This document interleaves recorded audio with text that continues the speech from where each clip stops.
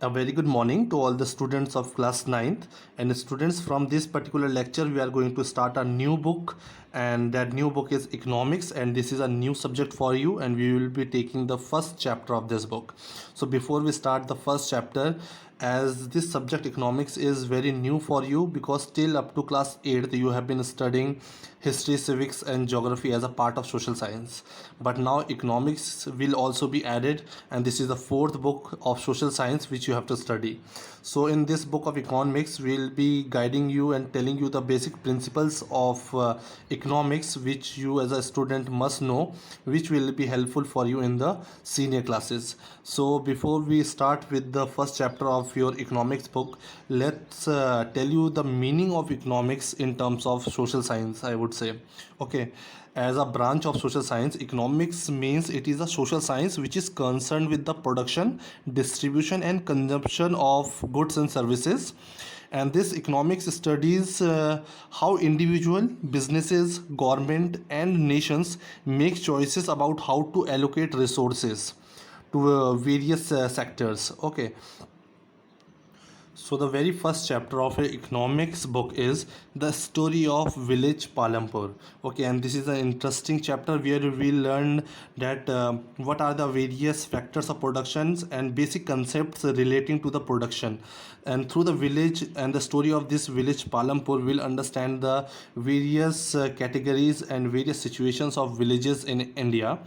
Although this village Palampur, it is a hypothetical village, it means it is an imaginary place, but these conditions and circumstances and the data which we will be providing you regarding the villages or the primary activities of agriculture in India, in the rural India, it is very relevant and significant to Indian rural regions. So let's start. What is the story of village Palampur? And it is an interesting story. So we'll learn various concepts relating to productions of goods and services in this chapter.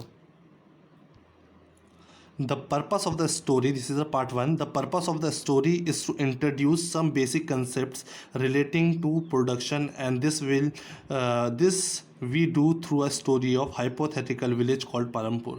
So we are explaining you, and this story has been given here so that we can understand various concepts which are involved in the production of goods and services, and this we will understood by a hypothetical village. This is an imaginary village or an imaginary story, and the name of the village is Palampur. It means in real sense this Palampur does not exist in India, but this is a imaginary name.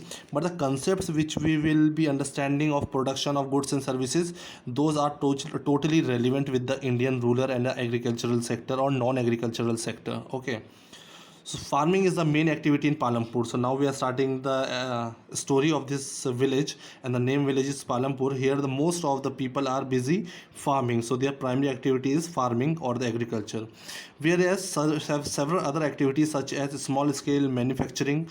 Other activities are also performed here, like small manufacturing industries, dairy farming, transports, etc. These are also activities done by the people of Palampur, but mostly they are busy with farming, are carried out on a limited scale. These production activities need various type of resources. When we have to perform the agricultural activities or non-agricultural activities, it requires some of the important resources. Without the resources we cannot do anything. If you want to do agriculture, you need resources like land, capital, labor, okay, various inputs, financial support.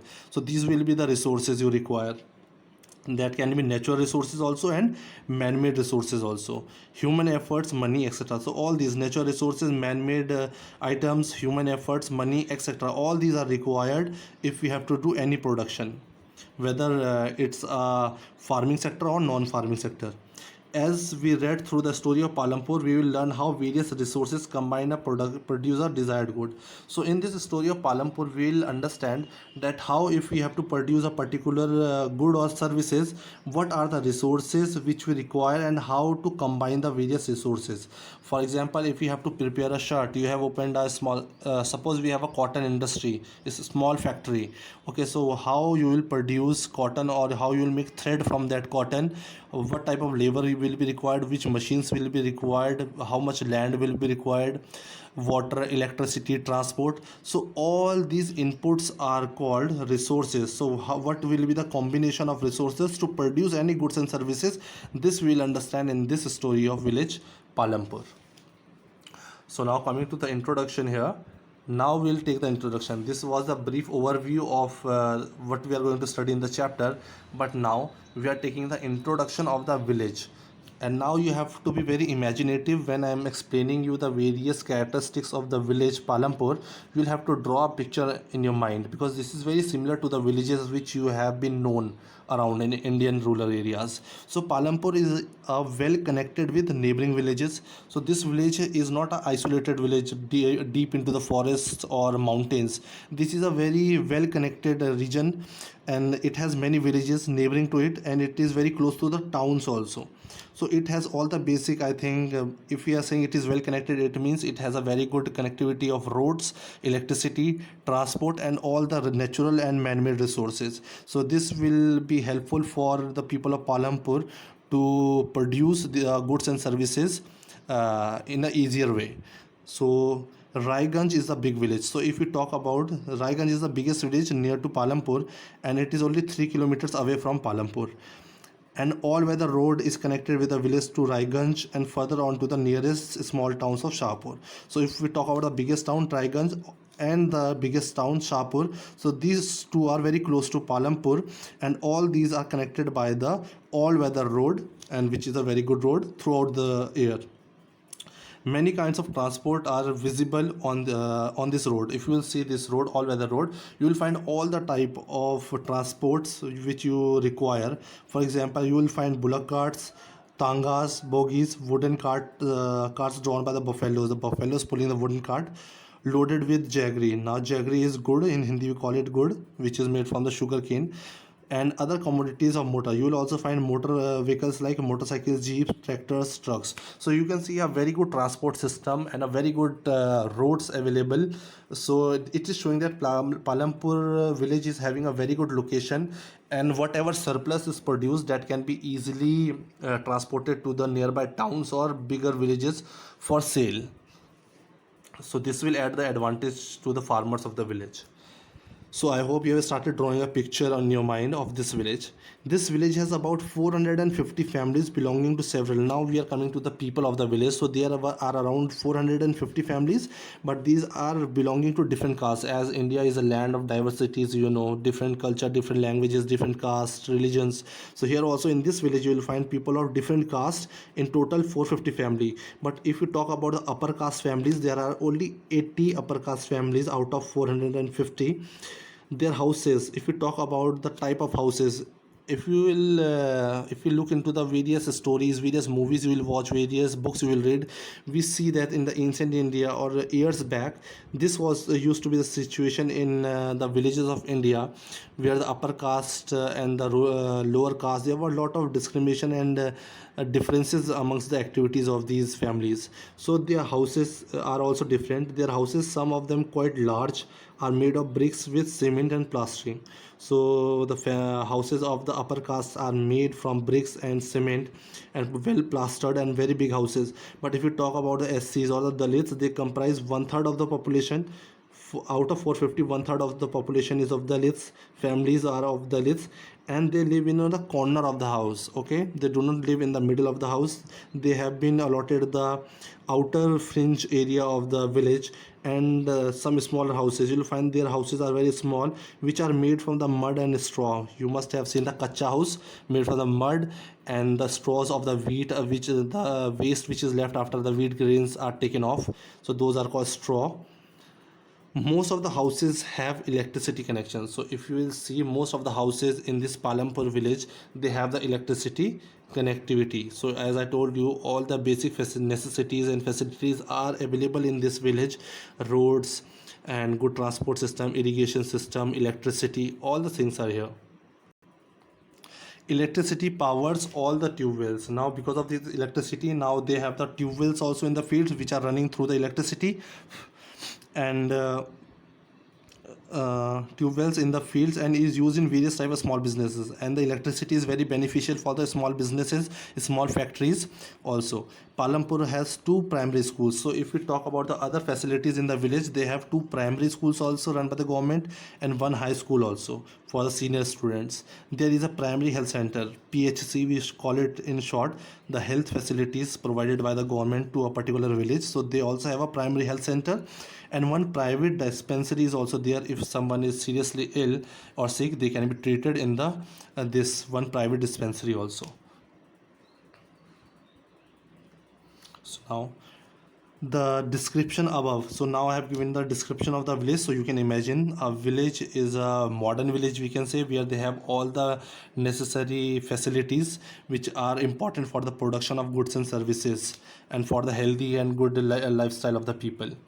So the description above shows that Palampur has fairly well developed system of roads. So from the upper section we can understand they have very good system of roads, transport, electricity, irrigation, schools, health center. Compare these facilities with a nearby village. We can also compare these facilities with the villages in Uttarakhand, as we belong to Uttarakhand. So we can compare these facilities with the villages of Uttarakhand. So and I am sure that now many of the villages in Uttarakhand have all these facilities. But although we are facing with the problem of migration, where people are moving from villages to the cities in search of jobs and they are settled there, but still if we see now government has provided these facilities there also.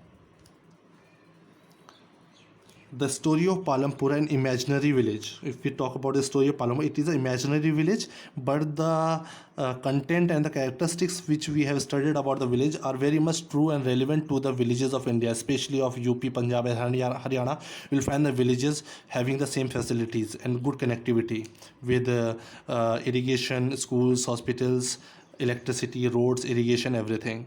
So we'll take the story of Palampur, an imaginary village, will take us through the different type of production activities in the village. In village across India, farming is main production. If we'll see in villages, the main activity of the people is the primary activity, that is they are busy with the production or basically the farming in the agriculture, the other production activities, but few of the people are also busy with the other production activities referred to, and those activities are called non-farm activities. Those are doing farming and into agriculture, those are called the farming activities, but other than those it is called non-farming activities, which include small manufacturing. Many can do small manufacturing, transport system, many are into shopkeeping, etc. So these are non farm activities. We shall take a look at both these type of activities after learning a few general things about production. First of all, we learn some basic concepts of production, that how production is carried out and what are the important factors of production which are required and which has to be combined properly for a good outcome, for the surplus.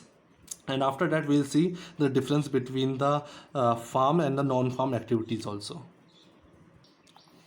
Now the next important topic is organization of production.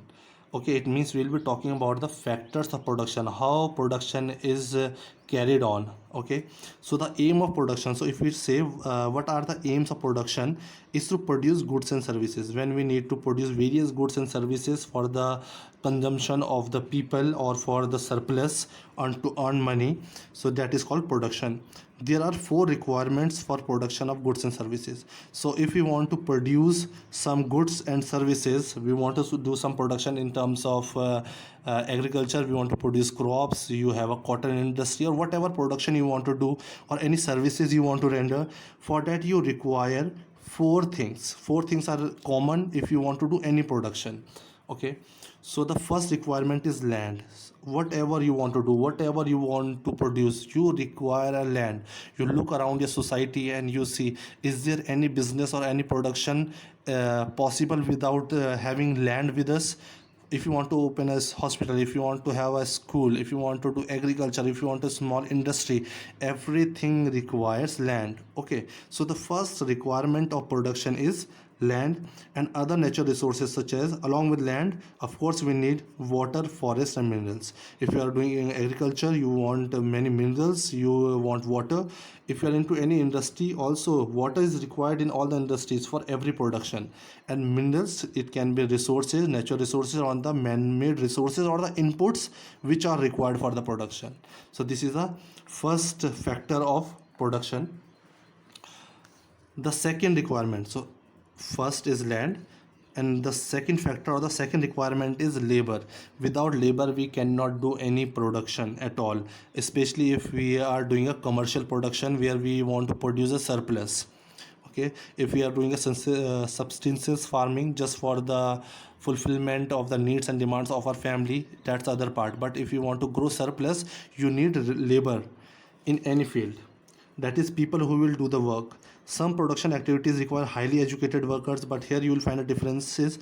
There will be activities where you will require educated workers to perform the necessary tasks. Other activities require workers who can do manual work.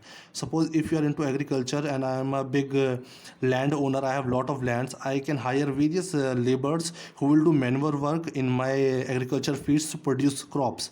But if I am into industrialist and I am making some chemicals, for that I cannot have unskilled labor. I need to have skilled laborers who are educated and they have a knowledge of those chemicals, for example. Okay, so when we tell about labor, it does not mean only unskilled labor. It can be educated, knowledgeable workers also, depending on the mode of production and the type of production we are doing. So second is labor, land, labor. And moving on to the third requirement. The third requirement is physical capital. Let's understand what do we understand by physical capital. The variety of inputs required at early stage during production.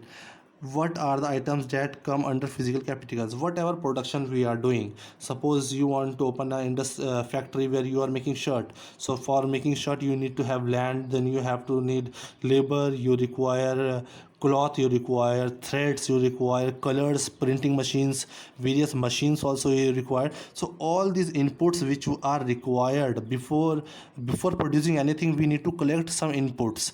For farming, if you want to do farming, you require various tools, you require good irrigation facilities, you require crops, you require pesticides, insecticides, you need a high variety of seeds. So these are the inputs. Whatever are the inputs which are required in the very initial stage, those are called the physical capitals. For examples, tools, machines, this is a part of physical capital only, it is not equal. This is a part of third requirement, physical capital. So they are explaining here what are the physical capitals. Those two sections are here: tools, machines, buildings. So basically you have to remember, when we talk about physical capitals, we have to understand two things: what are fixed capitals, what are working capitals. So under the topic physical capitals, we are trying to understand what are fixed capitals.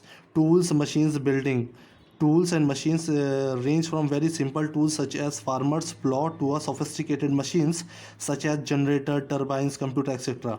Tools, machines, buildings can be used in production over many of years. So all the machines, the examples I have given, these are the fixed capital, because they are fixed in a particular place and they can be used for many years. If you have bought some machine or computer or turbines for irrigation, you have bought a generator, it does not mean that after season or harvest of a particular crop or production of a particular lot of shirts, you will change these fixed capitals. They will remain there: land, building. Okay, so these are called the fixed capitals, which are there for the long period of time. But on the other hand, we have working capital also. What are working capitals? The raw materials and money in hand. The raw materials which we have and the money which we have in our hand. Production requires a variety of raw materials such as yarn, that is a thread we will require if we are making a shirt. Clay, mud will be required if you are making a pot. Okay, also some money is always required during the production. Some money is always required when we are doing the production for paying different payments and buy other necessary items. So raw materials and money in hand are called the working capitals. So apart from the fixed capitals, we need to have some expenditure during the process of production. Small payments we have to make, those are called working capitals. Okay, And now moving to the 4, as I told you, there are 4 requirements or the 4 factors of the production, and there can be a direct question, what are the 4 factors of the production? You will have to explain all these. And the fourth one is, there is a fourth requirement too. You will need knowledge and enterprise to be able to put together land, labor and physical capital to produce an output, either to use yourself or to sell it to the market. Okay, if you have to do any production, you have to combine the combination of all this: land, labor, physical capital, and produce an output either for our own use or to sell it in the market. It means we have to make a combination of all this, and for making the combination of all things we need to have knowledge, and this knowledge is with humans. So we are talking here about human capital, a quality capital of humans with skills and knowledge. When we talk about the human capital, it does not mean unskilled labor only, but we need to have the people who are very skilled and who can give their contribution for the growth and surplus of the production, and that can be done only by the people who have the knowledge, and those people are called human capital. So you can see here, this is the fourth, as I told you, fourth requirement of production, human capital, which I required, where human need to have knowledge so that he can combine various factors like land, labor, physical capital, or working capitals, to make a combination of all this and combine them properly for the better output or the better production. We need to have human capital, and regarding this human capital we will be studying in detail in the next chapter. Okay, in the picture identify the land, labor and the fixed labor. So you can easily see, this is labor, these machines are fixed capital, and the threads which they are using with, I think they are using thread, this will be working capital. So these are the things which we have studied as factors of production. Every production is organized by combining land. Whatever production you are doing, it requires land, labor, physical capital and human capital, which are known as factors of production. Now at the end they have told, if someone asks you what are the factors of production, that is how can you make production of goods and services, for that you require land, labor, physical capital. And now you know the meaning of physical capital. Under physical capital we have understood two type of capitals: fixed capital and working capital, and also human capital here. Okay, so these are the factors of production. As we read through the story of Palampur, we will learn more about the first three factors of production.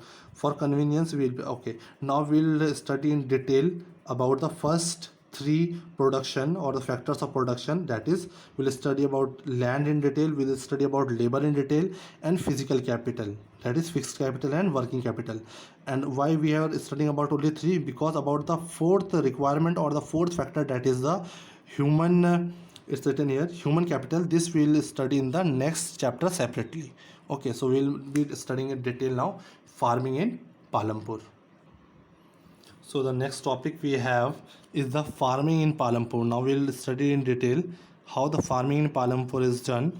And the first point is fixed, land is fixed. So we have studied all the four important factors or requirements of production, and now one by one we'll study them. So studying about the farming in Palampur, we'll first of all take land is fixed.